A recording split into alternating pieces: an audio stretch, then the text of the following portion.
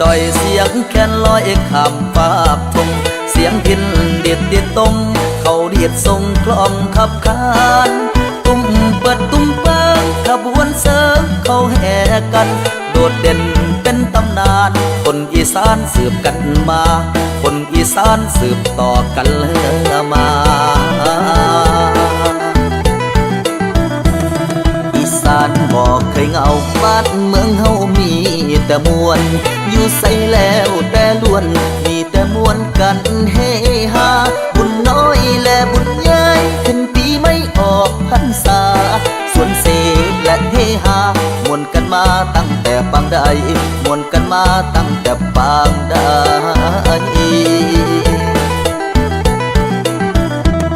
หีดของและของเก่าอีสานเฮาบอกเคยลืมต่อเติมและเสริมเติมบอกเคยลืมจำใส่ใจ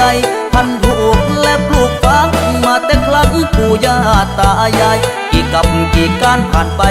บอกเงือดหายจากคนอีสานบอกเงือดหายจากคนอีสานมวนเด้โอ้โอ้โอ้โอ้โอ้โอ้โอ้โอ้โอ้นอโอ้โอ้โอ้โอ้โอ้โอ้นอ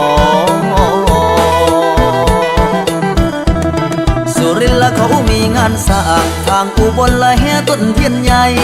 ยะโสงานบุญบังไฟอีกงานไม่ละทางเมืองขอนแก่นเมืองเลยแห่พีตาโคนเมืองสกลแห่ปราสาทเพิง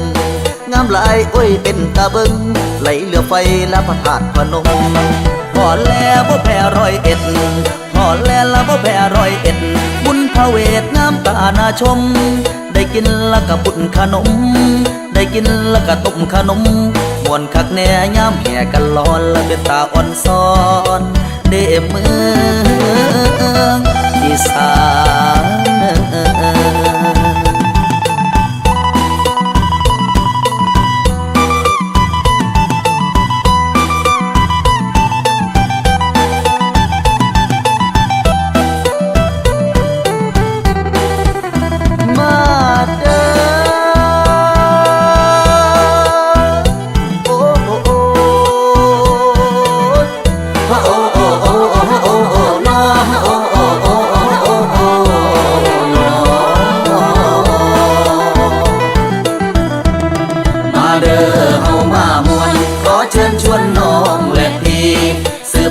นประเพณีของดีๆเฮาพื้นบ้านจันลงและคงไว้อีกต่อไปชั่วกับการให้โลกเขาเล่าขานว่าอีสานมีแต่หมอกมวลเมืองอีสา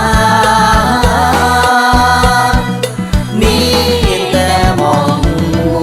วล